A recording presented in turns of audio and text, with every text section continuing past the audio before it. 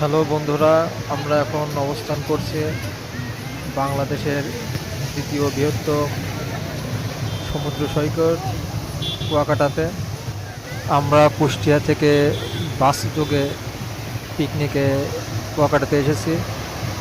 সকালবেলা করে আমরা এই সমুদ্র সৈকতে দাঁড়িয়ে সমুদ্রের মিষ্টি বাতাস উপভোগ করছি। সাপ্তাহিক ছুটির দিন শুক্রবার হয়, এখানে মানুষের প্রচুর আনাগোনা দেখা যাচ্ছে। আমরা এখন কুয়াকাটা সমুদ্র পিকনিক স্পট থেকে অনেকটা দূরে অবস্থিত আমরা শুটকি পল্লীতে অবস্থান করছি। এখানে দেশি বিদেশি নানান ধরনের শুটকি মাছ পাওয়া যায়, যেটা এখান থেকেই সারা বাংলাদেশে আনাচে কানাচে বিক্রয় হয়। এই যে শুটকি মাছের একটা পালা দেখা যাচ্ছে, এখান থেকে কেজি ধরে বিক্রি করেন এবং এখানে এত প্রকারের মাছ যা নাম জানা অসম্ভব। আমরা ঘুরে ঘুরে সেটাই দেখছি। আশপাশে খুব সুন্দর প্রাকৃতিক পরিবেশ। এই যে দেখেন যে শুটকি মাছগুলো এভাবেই শুকায় এনারা। শুকানোর পরে যখন বিক্রয়যোগ্য হয় তখন তারা এটা কেজি ধরে বা মন ধরেও বিক্রি করতে পারে, সেটা জানা নাই। এগুলো যতই ঘুরে ফিরে দেখছি ততই অবাক হচ্ছে যে এখানে নানান রকমের মাছের সমাহার এই লাঠির সাহায্যে এভাবে শুকাতে থাকে। যখন এগুলো পরিপূর্ণভাবে শুকানো হয়ে যায় তখন তারা ঝুড়িতে করে এগুলো মূলত আড়তে তারা নিয়ে যান। এই যে দেখেন কিভাবে মাছগুলো ফিরে ফিরে শুকাচ্ছে। এটাই কিন্তু আমরা বাংলাদেশে আনাচে কানাচে কিন্তু আমরা অনেক সময় দেখে মাইকে করে বা ভ্যানে করে বিক্রি করতে দেখি। দেখেন কিভাবে মাছকে শুকিয়ে রাখে, শুকানোর জন্য ফেলে রেখেছে।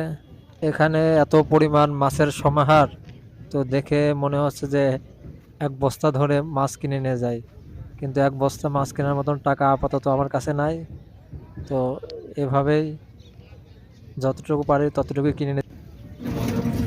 এখন আমাদের গন্তব্য সাগরের ত্রিমোহনা বলে যে জায়গাটা আছে, আমরা সেখানে যাচ্ছি অটোতে করে।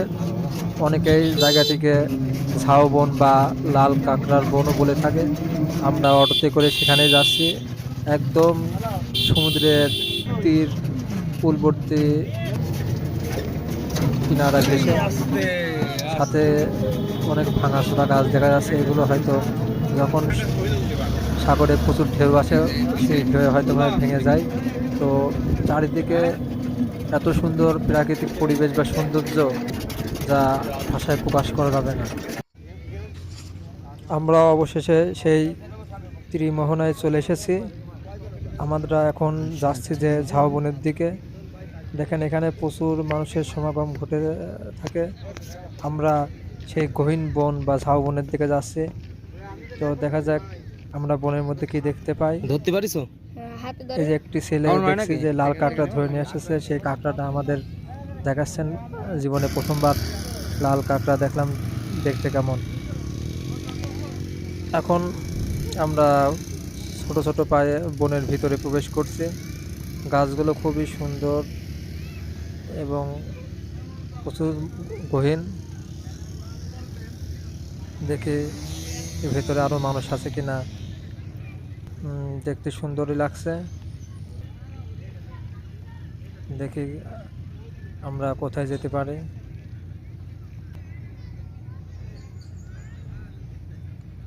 এখনো এই বনের ভিতরে অবস্থান করছে। এর মধ্যে অনেক মানুষ দেখা যাচ্ছে যারা বিভিন্ন দলে দলে ঘুরে বেড়াচ্ছেন, অনেকেই ফটোশ্যুট করছেন।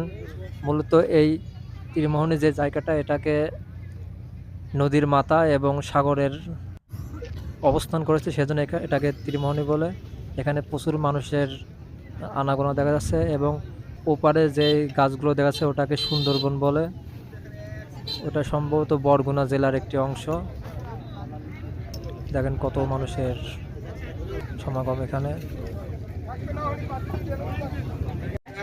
বন্ধুরা, আমরা এখন যেখানে আছি এটাকে সামুদ্রিক মাছের বাজার বলা হয় বা এটা মাছের কাঁচা বাজার বলা হয়। এখানে পাইকারি ও খুচরা মাছ বিক্রি হয়। এখানে মূলত সামুদ্রিক বিভিন্ন প্রকার মাছ কিনতে পাওয়া যায় এবং আপনি চাইলে এখান থেকে মাছ কিনে নিজেও খেতে পারেন। এই যে কাঁকড়া, তারপরে টুনা ফিশ এবং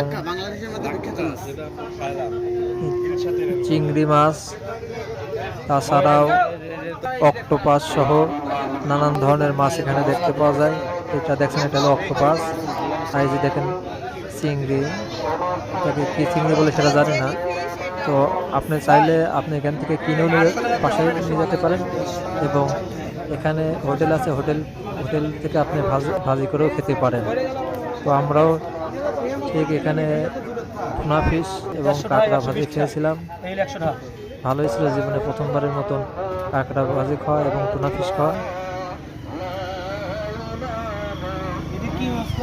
এই যে দেখুন